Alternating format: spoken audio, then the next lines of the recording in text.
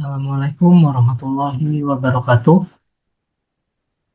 Perkenalkan, nama saya Sri Trimonda dengan NIM 260233591.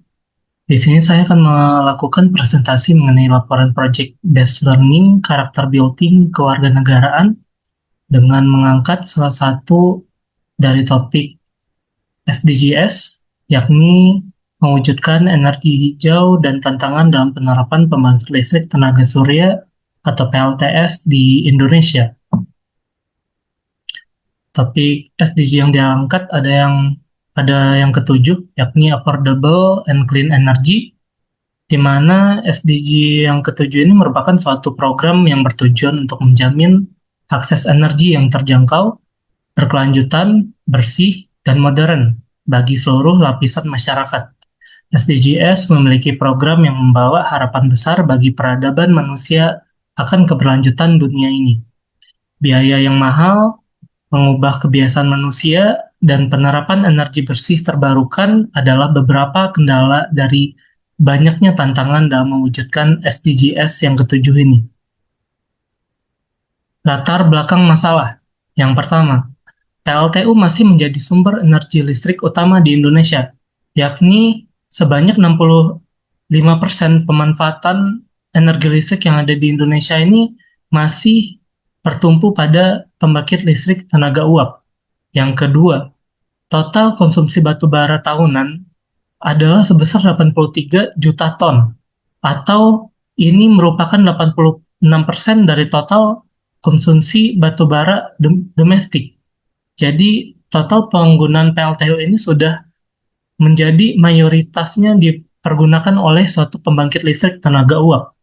Yang ketiga, pemanfaatan energi hijau terkhususnya PLTS baru terserap sebesar 0,03% dari pemanfaatan listrik di Indonesia.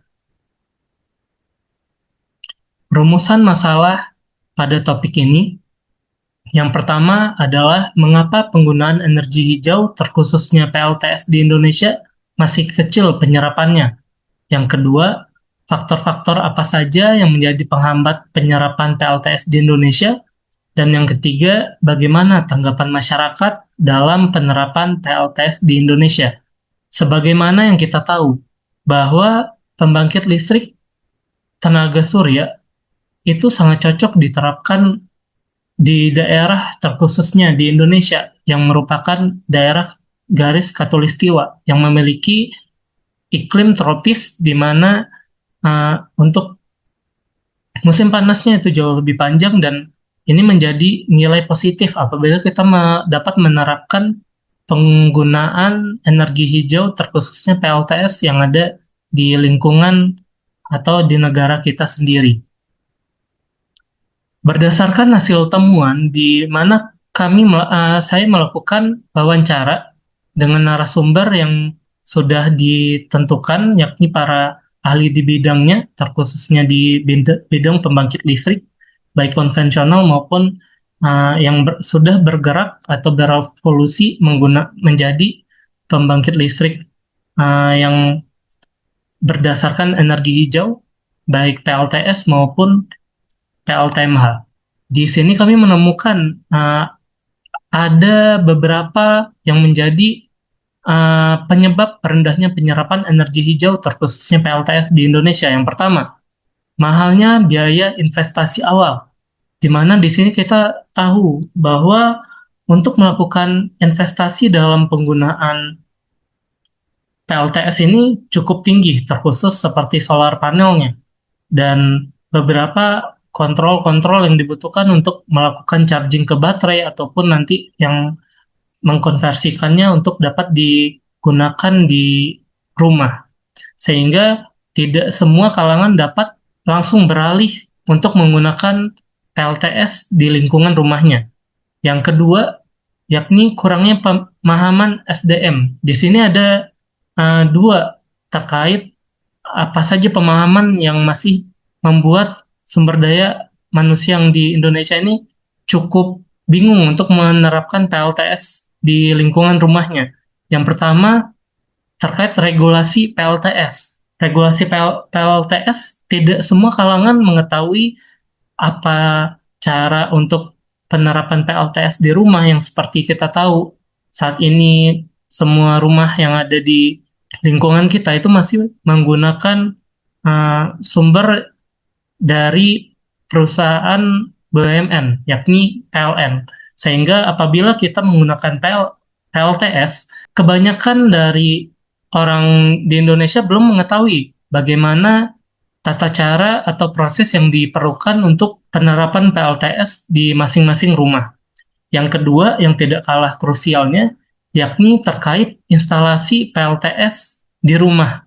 Nah, hal ini berkaitan seperti apa saja komponen yang baik untuk diterapkan untuk PLTS ini, bagaimana cara menentukan panel surya yang tepat untuk beban yang sudah dikalkulasikan, itu masih masih banyak orang yang belum mengetahui bagaimana caranya.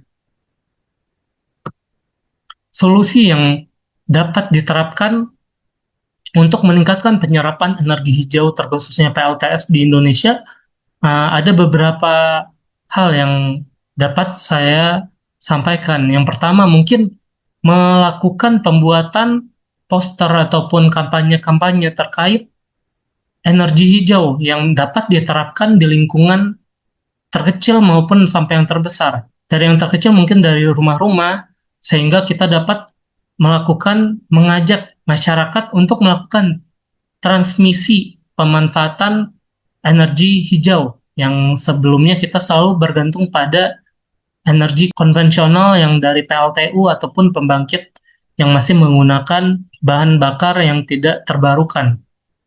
Nah, yang kedua, yakni membuat pedoman instalasi PLTS sederhana yang dapat diterapkan di masing-masing rumah masyarakat.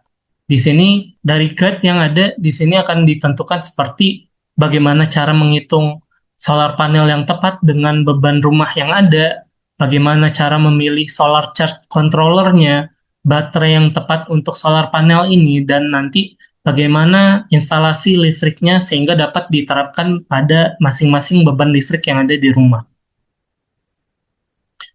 Kesimpulan dari hasil yang telah kami dapatkan ini, yang pertama, penerapan pembangkit listrik tenaga surya di Indonesia masih menghadapi berbagai tantangan, baik dari sisi biaya investasi awal yang tinggi, kurangnya pemahaman masyarakat, hingga keterbatasan regulasi dan kesiapan sumber daya manusianya.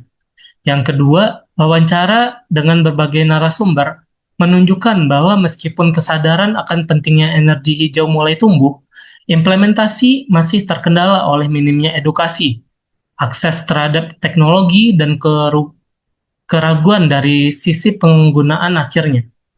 Yang ketiga, PLTS memiliki potensi besar untuk mengurangi ketergantungan terhadap energi fosil dan meningkatkan akses listrik di daerah terpencil. Namun, keberhasilannya membutuhkan sinergi antara masyarakat, pemerintah, dan sektor swasta.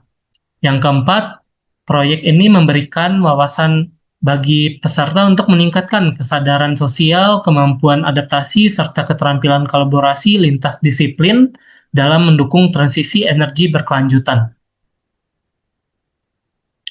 Refleksi pribadi saya setelah melakukan wawancara dan proses analisa yang kami lakukan, terdapat 3 refleksi pribadi. Yang pertama, social awareness, di mana terdapat tantangan yang berat untuk melakukan transmisi energi konvensional menjadi energi hijau ini, sehingga di sini peran kami atau peran saya sebagai mahasiswa dibutuhkan untuk dapat selalu melakukan inovasi-inovasi atau proses pengajakan masyarakat untuk dapat melakukan proses transmisi energi ini, baik dari edukasi maupun membuka workshop-workshop yang dapat diterapkan baik di lingkungan rumah ataupun ruang lingkup yang lebih besar.